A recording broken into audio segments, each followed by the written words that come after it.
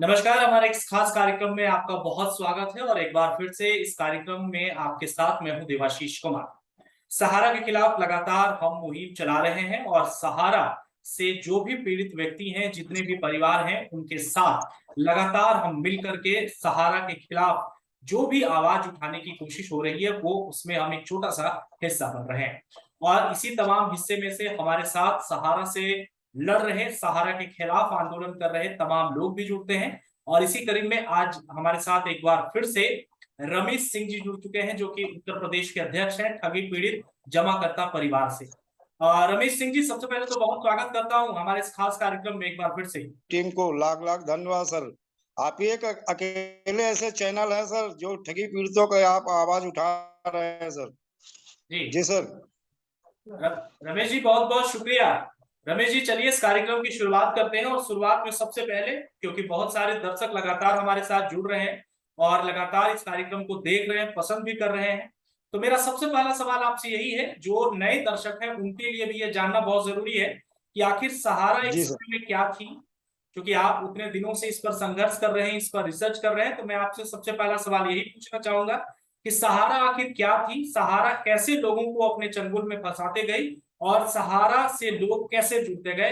रमेश सिंह जी, हमारे नए दर्शकों को आप विस्तार से इसकी जानकारी दे दीजिए। Okay sir, thank you. Sir देखिए, सहारा इंडिया की अगर देखा जाए शुरुआत इनकी जो हुई वो सर 1978 से हुई। सहारा इंडिया की शुरुआत और छोटी छोटी स्कीमों के माध्यम से शुरुआत में देखा जाए इनके पास एनबीएसपी का लाइसेंस था जो आरबीआई द्वारा मिलता है। और धीरे धीरे देखा जाए इन्होंने अपनी दो ही इनके सेक्टर थे, एक आपका रियल एस्टेट, एक हाउसिंग डिवीजन, जिसपे काम चलता था। और डेली की जो इनकी पॉलिसियां थी, मान लो जो डेली कलेक्शन होता था उसे बोलते थे कि सहारा फॉर डीएस। इन स्कीमों के माध्यम से ये मार्केट से पैसा उठाते थे। जी और इनका अगर देखा जाए सर, आर्थिक लूट का जो इतिहास सहारा इंडिया का रहा, सर देखा जाए सहारा इंडिया कंपनी के जो मैनेजर रहे या मैनेजमेंट डायरेक्टर वगैरह सन 2012 के पहले ये लोग लगातार प्रयास करते रहे और मार्केट से पैसा उठाते रहे। जी और इसके बाद में इन्होंने सहारा को ऊंचाइयों तक पहुंचाने के लिए ये एक बार आईपीओ में जाने की कोशिश किया। और जैसे आईपीओ में जाने की कोशिश किया, इन्होंने सेबी को जो है एक आवेदन दिया। लेकिन सेबी ने जब इनके इतिहास को खंगाला तो पता चला कि ये कई प्रकार की स्कीमें चला के जो है ठगी का काम कर रहे हैं। और जैसे जानकारी हुई तो सेबी ने तुरंत सर इन पे रोक लगाई। और रोक लगाई कि आप जो काम कर रहे हैं ये तो ना अधिकृत सेबी से है और ना आरबीआई से इसका लाइसेंस, क्योंकि आरबीआई ने पहले ही इनको मना कर दिया था कि अब आप जो है मार्केट से पैसा उठा नहीं सकते हो। जो अभी तक पैसा उठाया है इसे आप तत्काल भुगतान, यानी एक समय दे दिया 6 महीने में या 1 साल में से आप भुगतान कर दीजिए। जी और इन्होंने उस पैसे को भुगतान भी किया। बाद में ये अदर स्कीमें बना करके जिनके माध्यम से देखा जाए बाद में सन 2012 के पहले देखा जाए ये बहुत ऊंचाइयों पर पहुंचाना भी चाह रहे थे। लेकिन सन 2012 के बाद में जैसे सेबी ने रियल एस्टेट और हाउसिंग डिवीजन पे रोक लगाया तो सर इन्होंने एक ही काम किया कि सेबी में जो इनको 25,000 करोड़ रुपए जो देना था रियल एस्टेट और हाउसिंग डिवीजन का, वो धीरे धीरे करके इन्होंने देना शुरू किया। लेकिन इन्होंने एक प्लान बनाया कि जो रियल एस्टेट का पैसा हाउसिंग डिवीजन का है, इन्होंने एक लाइसेंस लिया कियो साहब के नाम से। मतलब उसका जो है नई कंपनी इन्होंने बनाई कियो साहब यूनिक प्रोडक्ट्स रेंज लिमिटेड के नाम से। जी और उस जो रियल एस्टेट की स्कीम थी, हाउसिंग डिवीजन की स्कीम थी, उन्होंने क्या किया, इसका कन्वर्जन करा दिया। यानी जो है कागज की अदला बदली करा दी, जिसे बताते हैं कि केवल कागज की अदला बदली हुई, लोगों को पैसा नहीं दिया। तो उसमें एक चीज था, इनकी प्लानिंग थी, हम कागज जब लोग उस रियल एस्टेट और हाउसिंग डिवीजन के निवेशक ही नहीं होंगे तो सेबी के पास भुगतान का दावा कौन करेगा। तो उन्होंने सीधा यही काम किया, कागज का कन्वर्जन करा दिया। और उसके बाद में एक तरीका इन्होंने सोच रखा था कि बाद में हम कानूनी तौर तरीके से सेबी से ये पैसा वापस ले लेंगे और हम फिर अपना लूट का धंधा चालू रखेंगे। लेकिन सेबी कहते ना, ये डाल थे, सेबी पत्ता पत्ता चलना शुरू किया उसने। जी उसने कहा कि हम पैसा उन्हीं लोगों को देंगे, क्योंकि हमने जिन दो कंपनियों को बंद किया था जी वो रियल एस्टेट हाउसिंग डिवीजन, अगर इसका कोई निवेशक आता है हमारे पास तो हम भुगतान करेंगे। और अगर, क्योंकि मैंने रोक इसी पे लगाई थी और पैसा भी इसी का था, जी तो इन्होंने पहले ही चालाकी करके उसका कन्वर्जन करा ही लिया था। तो उसके बाद में ये सोच रहे थे कि हम पैसा रिलीज करा लेंगे और अपने काम में, क्योंकि लोगों को पैसा नहीं दिया, इन्होंने अदला बदली कर ली। लेकिन कुछ वर्षों के बाद में सर क्या हुआ कि वो साहब भी फ्लॉप होने लगी। ये जब आईपीओ में जाने का मन बनाया तो सारा सेबी ने खंगाला था, फिर रजिस्ट्रार वगैरह इन्होंने देखा, तब उसके बाद में इनके इस सेक्टर पे भी रोक लगाया गया, मतलब कियोस्क शॉप पे। तो इन्होंने भी मल्टीपर्पज जो है सोसाइटी बना ली, जो कियोस्क शॉप का कन्वर्जन था, फिर यानी कागज की अदला बदली हुई। और इसी तरह से देखा जाए अदला बदली करते हुए हमारा सहारा, सहारियन, मल्टीपर्पज ये सारी बनाते गए। और इस तरह से देखा जाए सर कि जो रियल एस्टेट हाउसिंग डिवीजन का इनको भुगतान करना था, उसकी तो ये बात करते हैं कि सेबी हमें पैसा देगी तब हम भुगतान करेंगे। लेकिन करीब 94,000 करोड़ का न्यू इन्वेस्टमेंट इन्होंने करा लिया। और अभी भी देखा जाए सर इस कंपनी के बहुत ऐसे अंधभक्त हैं। अभी भी सर बिहार से जैसे हमें पता चली है कि एक कोई गोल्ड के नाम से इन्होंने एक वो बनाया है, उसके माध्यम से मार्केट में अभी हमारे पास उसका वो भेजे थे 25 लाख का इन्वेस्टमेंट। रमेश सिंह जी, आप ये कह रहे हैं कि अभी भी इसकी कंपनी जो है वो संचालित है इतना कुछ होने के बाद भी, और कई लोग अभी भी लोगों को ठग रहे हैं? सर अभी भी यही कार्य हो रहा है, अगर आप चाहोगे तो मैं आपके उस पर डाल देंगे सर। अभी भी जो है उसका नाम भी मालूम है। और इन्होंने लगभग देखा जाए तो एक दिन में अभी 25 लाख का इन्वेस्टमेंट हुआ, क्योंकि इनके अभी भी कुछ अंधभक्त हैं सर, और जो कहीं ना कहीं जो है आंख बंद करके सहारा पे भरोसा कर रहे हैं। लेकिन सर एक कहते हैं ना, एक बार अगर कोई व्यक्ति धोखा दे दे फिर हमें भरोसा नहीं करना, क्योंकि जब एक बार वो दे चुका है बार बार, और बल्कि वास्तविकता यही थी कि ये कुछ मंत्री और विधायक और सांसद, कुछ नेता लोग मिलकर पहले तो ये दिवालिया घोषित करना चाह रहे थे, लेकिन जो खुराफाती दिमाग सुब्रत राय का, इन्होंने नए नए जो है कंपनियां बना करके और लूटना शुरू रखा। और यही है कि अभी भी जो इन्वेस्टमेंट हो रहा है, ये आज मैं तो आपके चैनल के माध्यम से यही कहूंगा उन अंधभक्तों से कि अभी भी सावधान हो जाओ, और अभी भी पीड़ित जमाकर्ता के साथ कंधे से कंधा मिला के खड़े हो जाओ। अभी समय है, नहीं आने वाला समय ऐसे होगा कि जो इन ठग बेईमान मक्कार लुटेरों का साथ दे रहा है, कहते सर ऐसे लोगों का आप साथ दे रहे हो जो गरीबों पीड़ित जमाकर्ताओं का शोषण कर रहे हैं, जिनके वजह से सर आज करीब 350 से 400 लोगों ने आत्महत्या कर ली, चाहे वो कार्यकर्ता रहे हो, चाहे वो पीड़ित जमा करता रहे हो, आत्महत्या कर ली है। अगर इनका साथ दे रहे हो तो कहीं ना कहीं अपराधी आप भी हो। अच्छा रमेश सिंह जी, आप लगातार कई वर्षों से इस पर आप जमाकर्ता पीड़ित संघ से जुड़े हुए हैं, कई लोगों की आपने मदद भी करा दी। मुझे एक चीज समझाइए, चूंकि आप इससे ज्यादा रिसर्च करके बैठे हैं और दर्शक भी जानना चाहेंगे कि अब तक सहारा के खिलाफ कोई ठोस कदम क्यों नहीं उठ पाया?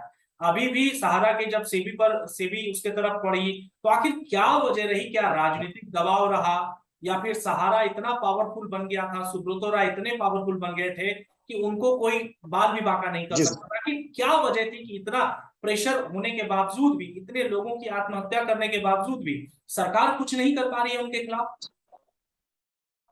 नहीं सर, ये सच्चाई है, सरकार कर नहीं पा रही है, बल्कि बात वो करना चाहे तो सर एक दिन में कर सकती है। सरकार की नीयत में तो खोट है। और देखा जाए सर इस कंपनी में कहीं ना कहीं राजनीतिक नेताओं का भी काला धन इसी में लगा हुआ, जो कि काला सफेद भी किया गया है। और राजनीतिक संरक्षण तो सुब्रत राय को प्राप्त ही है। और सर देखा जाए कि सरकार की नीयत पे तो हमेशा क्वेश्चन मार्क लगा रहता है, और राजनीतिक संरक्षण है वो तो है ही है। और सबसे बड़ी बात सर ये है कि सहारा इतना पावरफुल नहीं है, लेकिन कहीं ना कहीं देखा जाए हमारे राजनीति, क्योंकि जब चुनाव होता है, मैंने पहले भी कहा था, जब चुनाव होता है तो इन राजनीतिक पार्टियों को, चाहे वो सर बसपा हो, सपा हो, आम आदमी हो, आम आदमी पार्टी खराब आई है, कांग्रेस हो, भाजपा हो, तृणमूल कांग्रेस हो, या कोई राजनीतिक दल हो, सबको सर इन्होंने फंडिंग किया है। सर अगर देखा जाए अभी कुछ जानकारी मिली, जैसे एक समृद्ध जीवन कंपनी थी, और समृद्ध जीवन कंपनी में आपके शरद पवार जी की मैं बात कर रहा हूँ सर, उनको भी देखा जाए उन्होंने इनसे चुनाव के पीरियड में इन्होंने पैसा मांगा और उसने नहीं दिया तो उनके खिलाफ एक्शन हो गया। तो सर राजनीतिक पार्टियों को ऐसी कंपनी, अच्छा ये कंपनियां सर किसी और की नहीं है, ये राजनीतिक पार्टी के जो नेता हैं इन्हीं के अपने लोग हैं। और कहीं ना कहीं ये पूर्व प्लानिंग होती है, पीड़ित मतलब इनको टारगेट किया जाता है गरीबों को। हमें तो लगता है सर सरकार की नीयत के साथ जो खोट है वो तो है ही है।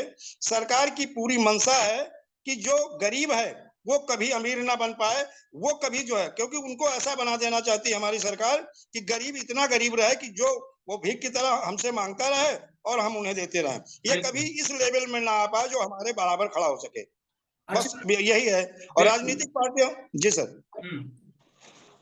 और सर देखा जाए देश के सभी जमाकर्ता और जो कार्यकर्ता सरकारी विभागों के नेताओं को सबको इसने सहारा श्री ने देखा जाए सुब्रत राय ने बेवकूफ तो बनाया ही, 40 करोड़ जनता को इसने मूर्ख बनाया है सर। बार बार ये कागज अदला बदली करते हुए 40 करोड़ जो है जनता को इसने मूर्ख बनाया है।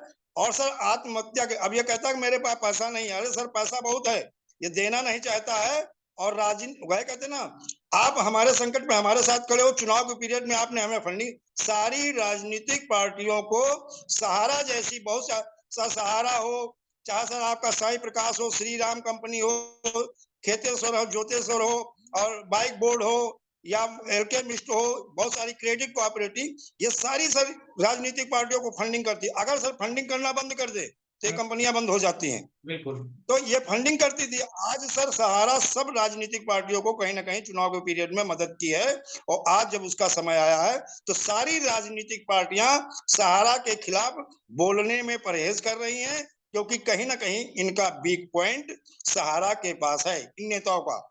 जी। और हमने पहले भी बताया था, चाहे मोदी जी हो, चाहे योगी जी हो, या और मान लो कांग्रेस की, चाहे सोनिया जी हो, चाहे राहुल हो, चाहे मुलायम सिंह हो, चाहे अखिलेश हो, चाहे तृणमूल कांग्रेस की जो ममता बनर्जी हो, सारी राजनीतिक पार्टियों ने सहारा इंडिया के मंच को साझा किया है। और कहीं ना कहीं हम हिंदुस्तान की बात छोड़िए सर, जब बिल क्लिंटन जैसे अमेरिका के राष्ट्रपति भी जो है इनके मंच को जो है साझा किया है। और ब्रांड एम्बेसडर कौन है सर? अमिताभ बच्चन, जया बच्चन, और बहुत सारे क्रिकेट के सितारे और ये फिल्मी सितारे, सब इनके मंच को। और कहीं ना कहीं सर इन्हीं सारे लोगों को देख करके पीड़ित जमा, ये जो हमारे गांव के टारगेट किसको किया है? गरीब को, मजदूर को, किसान को, लेबर वर्क को। कुछ लोग जो है मान लो जो दुकान लगाते हैं, कहीं ठेला लगाते हैं, कहीं पान की गुमटी है, कहीं छोटी छोटी परचून दुकान खोल की, इन लोगों को टारगेट किया गया। टारगेट किया जो और सस्ते इसके लोग हैं, पीछे कहीं जो ना कहीं, जो रमेश सिंह जी आप ये कह रहे हैं, बिल्कुल सही बात आप कह रहे हैं, मैं आपकी बात से सहमत हूँ कि जो लोग ज्यादा पढ़े लिखे नहीं है, जिनको पैसे कमाने की लालसा है, जो चाहते हैं कि पैसे जल्दी कमाया जाए, सहारा ऐसे लोगों को उसने अपने चंगुल में फंसाया। मुझे ये बताइए, आकर आके मेरा पिछला सवाल भी था आपसे यही, तो आप लोग किस तरह से इसमें काम करते हैं, थोड़ा सा अपने संस्थान के बारे में मुझे बता दीजिए, और जो लोग आपसे मदद लेना चाहते हैं वो आपसे कैसे जुड़ सकते हैं, और आप लोग अब तक कितने लोगों को मदद पहुंचा चुके हैं रमेश सिंह जी? सर देखा जाए पिछली बार भी मैंने बताया था, लेकिन संगठन इस समय लगभग 1 लाख के आसपास पहुंच गया है। और हमारे राष्ट्रीय संयोजक मदन लाल आजाद जी 15 अगस्त को इन्होंने उत्तराखंड से भारत यात्रा की शुरुआत की। यूपी के कुछ जिले हो गए हैं, अब एमपी भी हो गए हैं, और हरियाणा कर रहे। तो ये धीरे धीरे संगठन बड़ा होता जा रहा। अब लोगों को हम केवल इतना बता रहे हैं कि अगर पैसा लेना, सर हमारा जो सेंटर का कानून था, हमने जो बताया the binding of unregulated deposit scheme act 2019, यानी अनियमित जमा योजना पाबंदी कानून, एक ऐसा कानून है सर जो सरकार को भी बाउंड करता है, इनकी अथॉरिटी को भी बाउंड करता है। और ये 180 कार्य दिवस में जैसे, और सबसे बड़ी बात सर, हम लोग डरते बहुत हैं कि एफआईआर कराने नहीं जाएंगे, डर लगता है कि पुलिस को क्या पता नहीं क्या क्या पूछे, हमें क्या क्या बताना पड़ेगा। जबकि सर जैसे एफआईआर दर्ज कराते हैं, एफआईआर दर्ज कराने के बाद में आप भुगतान का दावा पेश करते हैं, तो सर जैसे दावा पेश होगा, ट्रायल पूरा करके 30 से 90 दिन में ट्रायल पूरा करके 180 कार्य दिवस में हमारे सक्षम प्राधिकरण को, यानी जो सक्षम अधिकारी नियुक्त किया गया है, उसको इतना पावर है, supreme court, high court, other न्यायालय और प्लस संसद से इतना अधिकार मिला हुआ है कि वो पैसा किसी अथॉरिटी के पास हो रिलीज करा सकता है, और निवेशक को 180 कार्य दिवस में भुगतान कर सकता है। और लोगों से यही कहना चाहते हैं कि जो आदमी डर रहे हैं, डरे ना, ज्यादा से ज्यादा, चाहे सहारा हो, चाहे पल्स हो, चाहे साई प्रकाश हो, चाहे श्री राम हो, चाहे कल्पतरु हो, चाहे बाइक बोर्ड हो, या एलके मिस्ट हो, कोई कंपनी हो, ज्यादा से ज्यादा इस कंपनी के खिलाफ एफआईआर दर्ज कराएं। और बर्ड्स एक्ट के तहत सर अब जहां जहां जाया जा रहा है, बर्ड्स एक्ट के तहत एफआईआर भी हो रही है, भुगतान का दावा भी स्वीकार किया जा रहा है। मात्र सर यही तरीका, ये एक ऐसा कानून है सर, एक ऐसा क्रांतिकारी कानून है जो पीड़ित जमाकर्ता को न्याय दिला सकता, और टाइम बाउंड यानी हमारी अथॉरिटी को भी टाइम बाउंड करता है। हाँ। और जो हमारी अदर एक्ट है, जैसे 1978 एक्ट है, वो भी इसमें सम्मिलित हो जाती है। और जो हमारी आईपीसी की धारा लगती है, जैसे मान लो 420, 406, 419, 467, 468, 504, इन सबको इसमें सम्मिलित हो जाती है।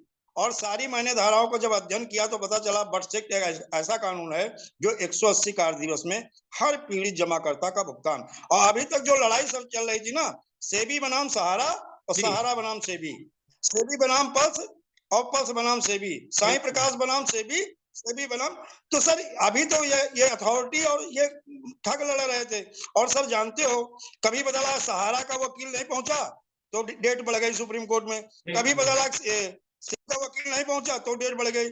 ये केवल जनता को बेवकूफ बनाया जा रहा है। और सर हम जानते हैं, चाहे वो सुप्रीम कोर्ट हो, चाहे हाई कोर्ट हो, चाहे अदर न्यायालय हो, चाहे आपकी उपभोक्ता फोरम हो, चाहे एनसीईआरटी कोर्ट हो, ये सर सारे लोग जानते हैं कि कम से कम 20 करोड़ से ज्यादा लोग हमारे हिंदुस्तान में पीड़ित हैं। और सारे लोग सर इन पीड़ित जमा करता है गरीबों के पक्ष में नहीं, बल्कि महाठग बेईमान मक्कार के पक्ष में। रमेश सिंह जी, बहुत अच्छी बात आपने कही। समय की भी पाबंदी है हमारे पास, लेकिन एक चलते चलते अंतिम सवाल आपसे ये पूछना चाहूंगा। हालांकि आप बहुत सारे लोगों के लिए मार्गदर्शक का भी रूप करते हैं, जो लोग इस वक्त इस समस्या से जी जूझ सर। रहे हैं, जो बहुत परेशान हैं, जो मानसिक परेशान है, आर्थिक परेशानी तो है ही उनको, उन लोगों से आप क्या अपील करना चाहेंगे? कैसे जी वो संयम रखें, क्या करें, ये आप हमें बता दीजिए। नहीं सर, अब हम तो उन लोगों से एक ही बात कहते हैं, एक ही अपील करते हैं कि देखिए, पैसा आपका गया है, इन कंपनियों ने लूटा आपको है। और सर इसके लिए आप चाहे कार्यकर्ता हो चाहे जमा करता, जैसे हम लोग लठ लेके क्या करते हैं, कार्यकर्ता के पीछे पड़े रहते हैं। तो सर पता लगा कि एक कार्यकर्ता है, उसके 200 या 1000 निवेशक हैं। अब ये समय यही है, बहुत सारे पीढ़ी जमा करता सर हमारे पास कॉल आ रहे हैं, उस वाले वीडियो के बाद में निकाले आ रही हैं, मैं उन्हें बताता हूँ। आप लठ लेकर के एजेंट के पीछे मत पड़ो। आप अब सारे लोग कंधे से कंधा मिला करके ज्यादा से ज्यादा एफआईआर इन ठग बेईमान लुटेरों के खिलाफ करिए। और संयम, हमें विधि सम्मत तरीके से कानून और संविधान के दायरे में रह के लड़ाई लड़नी है। और आप लोग जिस दिन निवेशक जाग गया, मैं इसकी गारंटी लेता हूं, जिस दिन निवेशक जाग गया, हमारी चाहे भारत सरकार हो चाहे स्टेट की गवर्नमेंटें हो, उसी दिन पीड़ित जमाकर्ताओं का भुगतान शुरू हो जाएगा। और मैं यही कहूंगा, जो एक क्रांतिकारी हमें एक्ट मिला है, कानून मिला है, जो सरकार को भी बाउंड करता है, अथॉरिटी को भी बाउंड करता है, इसी कानून के तहत ज्यादा से ज्यादा अगर एफआईआर नहीं की जाती है तो नंबर मैंने पिछले बार भी बताया था, मेरा ये नंबर है जी। हाँ, तो हमें कॉल कर सकते हैं। हमने खुद कई जगह जाकर के मैंने कलेक्टर से भी बात किया है, और के पुलिस अधीक्षक से या पुलिस कमिश्नर से बात किया, पूरी बात बताई। भारत का राजपत्र और स्टेट का राजपत्र मैंने उन लोगों के सामने रखा और बताया कि सर ये है और इस तरीके से कार्रवाई होगी। बहुत सी जगह अभी ऐसा है जहाँ पे सक्षम अधिकारियों को नहीं पता है कि ये कोई कानून भी है। बिल्कुल बिल्कुल। रमेश सिंह जी, फिर से बहुत शुक्रिया। हालांकि सवाल तो बहुत सारे हैं, लेकिन समय की पाबंदी है, और दर्शक भी बहुत ज्यादा समझ चुके हैं। इस काम में मैं फिर से एक बार आपको तहे दिल से धन्यवाद देना चाहता हूं कि आप लाखों लोगों की मदद कर रहे हैं, सहारा के खिलाफ आप आवाज उठा रहे हैं, और लोगों तक आप मदद पहुंचा रहे हैं, लोगों को मोटिवेट भी कर रहे हैं। तो कई ऐसे दर्शक इस वक्त भी जो हमें देख रहे होंगे, वो ये समझते होंगे कि आप किसी तरह का दबाव में आकर के आप गलत कदम ना उठाएं। आपके पैसे एक ना एक दिन आप जैसे लोग, रमेश सिंह जैसे लोगों की बदौलत जरूर मिल जाएगा। और इसी कड़ी में हम भी, द न्यूज़ 15 भी एक छोटा सा अपना कर्तव्य निभा रहा है। जो सामाजिक मुद्दा है, जो जनहित का मुद्दा है, वो हम आवाज उठाने की कोशिश कर रहे हैं। बहुत बहुत शुक्रिया बातचीत करने के लिए।